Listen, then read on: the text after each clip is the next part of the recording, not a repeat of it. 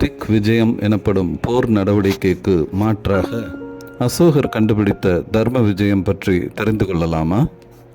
இந்திய வரலாறு மற்றும் புராணங்களில் பாரத சக்கரவர்த்திகளின் திக் விஜயம் என்ற இராணுவ ரீதியிலான வெற்றி பற்றி அடிக்கடி குறிப்பிடப்படுகிறது. அதைத் தொடர்ந்து வெற்றி பெற்றவர்கள் தெய்வீக அருளையும் பேரரசின் அதிகாரத்தையும் உறுதிப்படுத்தும் சடங்குகள் நடத்தப்பட்டன என்பதையும் அடிக்கடி குறிப்பிடுகின்றன. ஆனால் தம்ம விஜயம் என்பது மாமன்னர் அசோகரின் கருத்தாகும். இது தம்மத்தின் மூலம் வெற்றி பெறுவதையும் தனது குடிமக்களிடையே தார்மீக மதிப்புகள், அகிம்சை மற்றும் நெறிமுறை நடத்தை கோட்பாடுகள் ஆகியவற்றை ஊக்குவிப்பதன் மூலம் வெற்றியை அடைவதற்கான புரட்சிகரமான மாற்றமாகும். பேரழிவை ஏற்படுத்திய கலிங்க போரை தொடர்ந்து அசோகர் இரக்கம், நீதி மற்றும் அனைத்து உயிரினங்களுக்கும் மரியாதை செலுத்துதல், ஆக்கிரமிப்பு, இராணுவ விரிவாக்கத்தை கைவிடுவது, மனிதர்கள் மற்றும் விலங்குகளுக்கான மருத்துவமனைகளை அமைப்பது போன்ற நலம் பேணும் நடவடிக்கைகளை மேற்கொண்டது. இந்த தர்மத்தை பரப்ப மிஷனரிகளை அனுப்பியது போன்றவை தம்ம விஜயம் பற்றி கூறப்படுபவை ஆகும்.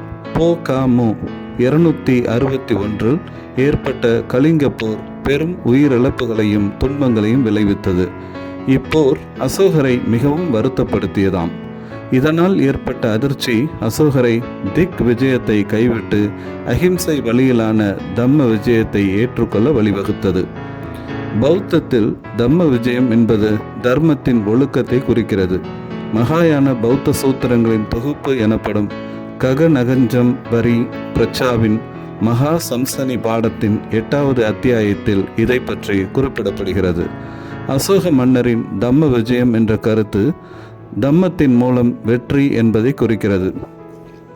தம்ம விஜயத்தின் கொள்கைகளாக தர்ம வழியிலான வாழ்க்கை, இரக்கம், உண்மைத்தன்மை மற்றும் அனைத்து உயிரினங்களிடமும் கருணை போன்ற தார்மீக நடத்தையை தர்ம விஜயம் வலியுறுத்தியது. இதனை உருவாக்கிய அசோகர் புத்த மதத்தை பின்பற்றுபவராக இருந்த போதிலும் அனைத்து மதங்களையும் மதித்து வெவ்வேறு நம்பிக்கைகளுக்கு இடையில் நல்லிணக்கத்தை ஊக்குவித்தார். அசோகர் தம்ம விஜயத்தை செயல்படுத்துவதில் அதிக அக்கறை காட்டினார். தனது பேரரசு முழுவதும் கல் தூண்கள் மற்றும் பாறை ஆணைகளில் தனது கொள்கைகளை அறிவித்தார். அசோகரின் 13ஆம் பெரிய பாறை கல்வெட்டில் தர்ம விஜயத்தை நீதி மற்றும் பக்தி மூலம் அடையப்பட்ட வெற்றி என்று வெளிப்படையாக தெரிவித்தார். பேரரசை சுற்றி பயணிக்கவும் மக்களுக்கு தர்மத்தை பற்றி கற்பிக்கவும் அவர் தம்ம மகா மாத்திரர்கள் என்ற சிறப்பு அதிகாரிகளை நியமித்தார். அசோகர் தனது பேரரசுக்கு அப்பாற்பட்ட நாடுகளான இலங்கை போன்ற நாடுகளுக்கு தம்மத்தின் போதனைகளை பரப்ப தூதர்களையும் மிஷனரிகளையும் அனுப்பினார். தம்ம விஜயத்தின் முக்கிய அம்சங்கள். கலிங்க போரினால் ஏற்பட்ட மகத்தான துன்பத்தை கண்ட பிறகு அசோகர் தனது இராணுவ வெற்றி கொள்கையை கைவிட்டார். இது அவர் வன்முறையை நிராகரித்தலை குறிப்பிடுகிறது.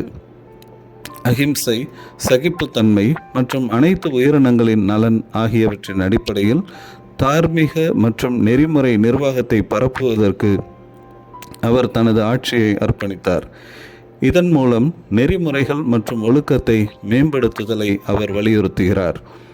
அசோகரின் குறிக்கோள் அவரது பேரரசு முழுவதும் மற்றும் அதற்கு அப்பாலும் தர்மத்தை மேம்படுத்துவது அல்லது தம்மத்தை பரப்புவதாக அமைந்தது.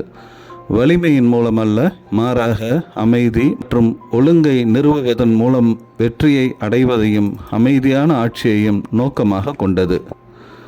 தம்மத்தின் கொள்கைகள் எளிமையானவை, நேரடியானவை மற்றும் பிரிவினையற்றவை. அவை உலகளாவிய நற்பண்புகள் மற்றும் நெறிமுறைகளை அடிப்படையாக கொண்டவை. இப்படிப்பட்ட திக் விஜயம் என்ற கோட்பாடு வைதீகத்தால் பிற்காலத்தில் தன்வயப்படுத்தப்பட்டது.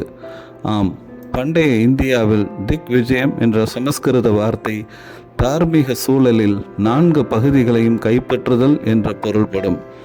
இடைக்காலத்தில் இது முக்கிய இந்து துறவற மரபுகளின் புகழ்பெற்ற நிறுவனர்களான மத்வர், சங்கரர், சைத்தன்யர் மற்றும் வல்லபர் ஆகியோரால் 4 திசைகளிலும் தங்கள் கோட்பாட்டை நிலைநாட்டுவதில் பெற்ற வெற்றியை குறிப்பதாக தன்வயப்படுத்தினர். நன்றி. தொடர்ந்து இணைந்திருப்போம். லைக் பண்ணுங்கள், ஷேர் பண்ணுங்கள். புதிய காணொளிகளை பெற சப்ஸ்கிரைப் பண்ணுங்கள்.